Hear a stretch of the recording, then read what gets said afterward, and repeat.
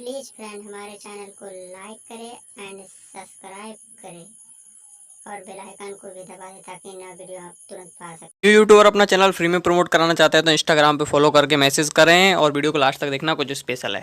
काजल बताओ बाबूजी को कि मुझे कोरोना नहीं है। अरे चले जाए यहाँ से।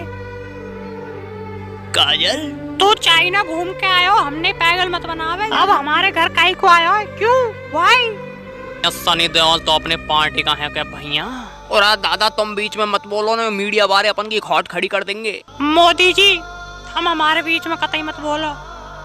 काजल विश्वास करो मेरा, मुझे कोरोना नहीं है। मैं क्वारंटाइन में रहकर आया हूँ। काजल हाथ हटा ले आए।